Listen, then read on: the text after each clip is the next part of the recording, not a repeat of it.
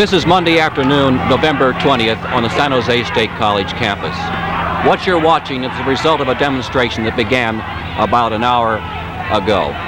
The Professors Against the War and the Students for a Democratic Society had marched in front of the administration building to protest the recruitment on this campus by Dow Chemical Company of employees. The protest was based upon the fact that Dow makes napalm, which is used in warfare in Vietnam. My eyes are watering now, and so are those of Danny Alute, who's standing next to me, because of the smoke, apparently tear bombs, which broke up the crowd in front of administration and forced them to retreat down 7th Street in front of the cafeteria. As you can see, or did see, the San Jose Police Department moved in a cordon down 7th Street to push the crowd away from administration. The officials in charge of San Jose State promised that if this demonstration today proved to be violent, there would be law enforcement used.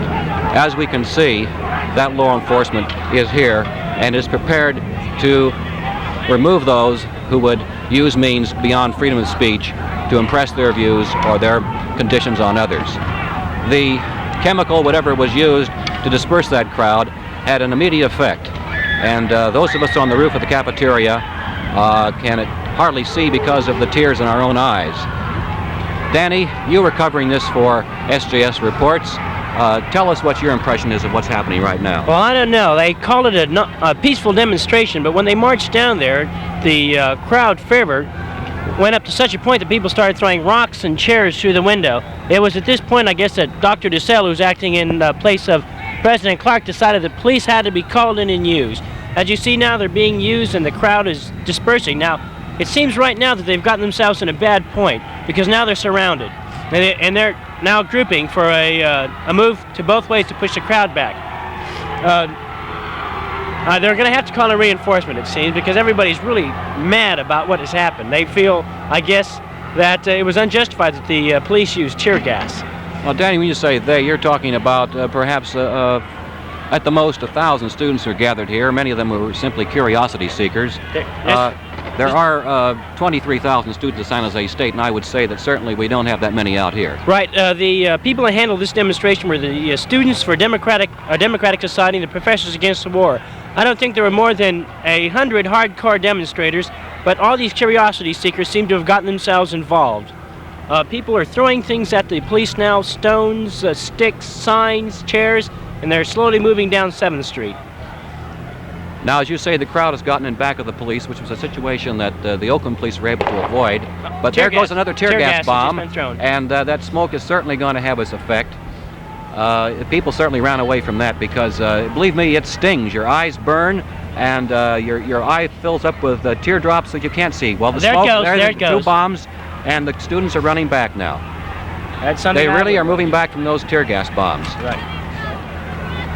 Well, this is certainly the biggest demonstration. We've never had anything like this at San Jose State College, I think, in its 110 years. This is true. I wonder if this doesn't mean that the rules for freedom of speech on this campus mean exactly what the administration says they mean, that the students must tolerate the views of other people, including the freedom to express views contrary to their own. Well, the crowd has quieted down a little bit now. The police are out of sight of our camera. And it appears that they're backing up, and some people... They're coming back to the administration building, I can see some people, as a matter of fact, going over toward the library. Believe it or not, some students are still studying today. Danny, some of our men are down there covering this with tape recorders and cameras, is that right? Yes, this is true. So that we'll probably get the picture of what happened out of sight of our camera on a future SJS Report program. This is what happened at San Jose State on Monday, November 20th. It's one of the big events of the year. And the question will be, who made the wrong decision today? The Students for a Democratic Society and the Professors Against the War, or the administration? This is Gordon Greb, and that's SJS Reports. This program was produced under the supervision and control of the Radio Television News Center at San Jose State College and was pre-recorded by the Instructional Television Center.